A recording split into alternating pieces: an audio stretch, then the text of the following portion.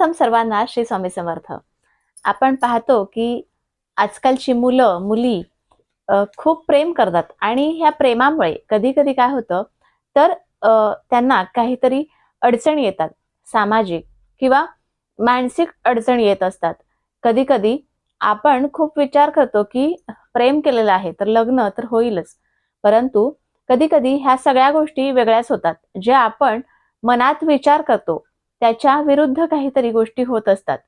आता एखाद्या व्यक्तीला जर का आपण एखाद्या व्यक्तीवर खूप प्रेम करत असू, मग तुम्ही मुलगी असू दे किंवा मुलगा असू दे, म्हणजे स्त्री पुरुष कुणीही असू द्या, एखाद्या व्यक्तीवर मनापासून प्रेम करतात, परंतु ती व्यक्ती तुमच्या म्हणजे तुमचं एकमेकांचं लग्न होत नाही किंवा लग्न करण्यासाठी खूप साऱ्या अडचणी ह्या मार्गात येतात.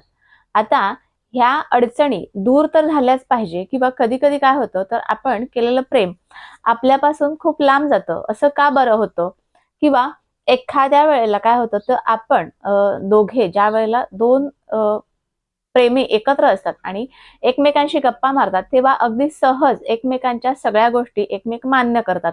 परंतु काही कालांतराने ह्याच गोष्टी अगदी विरुद्ध घडतात. म्हणजे एकमेक ज्या वेळेला बोलतात, काहीतरी डिस्कशन करतात, त्यावेळेला दोघांच्या मध्ये खूप सारे मतभेद होतात आणि मग कधीतरी वाटतं की आपण बरोबर आहोत आणि समोरची व्यक्ती आपलं काहीच ऐकत नाही. त्यासाठी काय करायचं?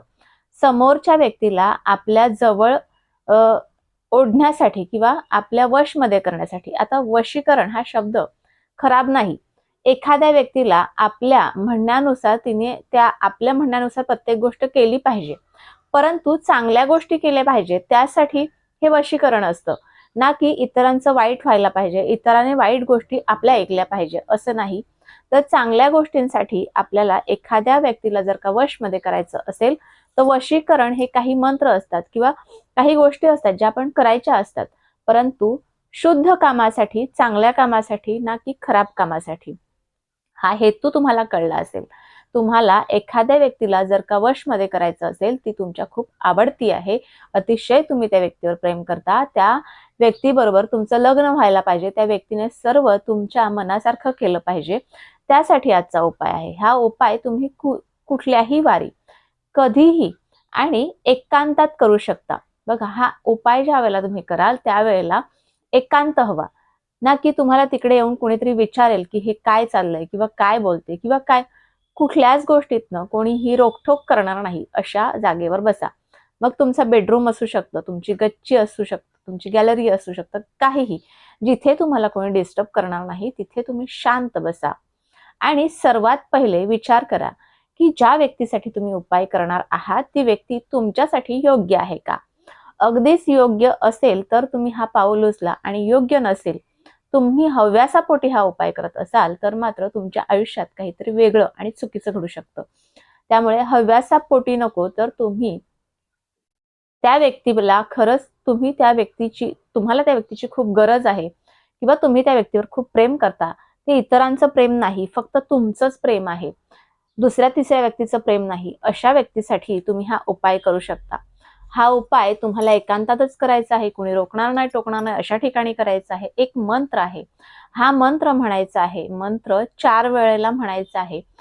आणि कधीपर्यंत म्हणायचा आहे तर मंत्र हा तुम्हाला जोपर्यंत ती व्यक्ती तुमच्या जवळ येत नाही किंवा तुम्ही जे काही बोलता ते त्या व्यक्तीला पटत नाही, ती व्यक्ती तुमच्या वशमध्ये होत नाही, तोपर्यंत हा जो मंत्र आहे हा रोजच्या रोज तुम्हाला 2 वेळा 3 वेळा, दिवसातून किती वेळेला हा उपाय करायला वेळ मिळेल तेवढ्या वेळेला हा उपाय तुम्ही हा मंत्र म्हणू शकता. मंत्र 4 वेळा म्हणायचा आणि 4 वेळा त्यानंतर त्या व्यक्तीचं नाव घ्यायचं. मंत्र व्यवस्थितपणे लिहून घ्या. मंत्र कुठलाही म्हणते बघा, ओम नमो प्रेमे वशभू कुरु कुरु स्वाहा. पुन्हा एकदा म्हणते, ओम नमो प्रेमे वशभू कुरु कुरु स्वाहा. आणि 4 वेळेला त्या व्यक्तीचं नाव घ्यायचं. काहीही नाव असेल, दीपेश, राजेश किंवा सागर, कुठलंही नाव असेल, सुनील, जे काही नाव असेल त्याचं नाव घ्यायचं 4 वेळेला तुमच्या व्यक्तीचं. बघा, ह्याच्यात आता मुलगी असेल तर मुलीचं नाव घ्या, मुलगा असेल तर मुलाचं नाव घ्या.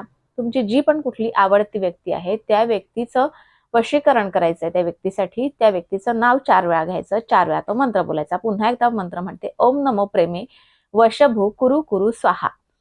हा मंत्र तुम्हाला म्हणायचा आहे. जोपर्यंत ती व्यक्ती तुमच्या मनासारखी वागत नाही, तुमच्या वशमध्ये येत नाही, तोपर्यंत हा उपाय तुम्ही रोज करू शकता. परंतु उपाय करत असताना खबरदारी घ्या की कोणी आजूबाजूला तुम्हाला रोखणार नाही, टोकणार नाही, काही विचारणार नाही आणि चांगल्या हेतूसाठी हा उपाय करता तरच करा. तर ह्याने काय होईल, तुमच्याकडे ती व्यक्ती आकर्षित झाली जाईल आणि तुमच्या मनातली प्रत्येक गोष्ट जी तुम्हाला हवी आहे तशी त्या व्यक्तीकडून तुम्ही करवून घेऊ शकता. तर आजचा छोटासा उपाय तुम्हाला कसा वाटला मला नक्की कळवा आणि तुमचं प्रेम तुमच्यापर्यंत नक्की पोहोचेल. पुन्हा भेटूया अशाच एका नवीन व्हिडिओ सोबत, नवीन विषयासोबत. तोपर्यंत सर्वांना श्री स्वामी समर्थ.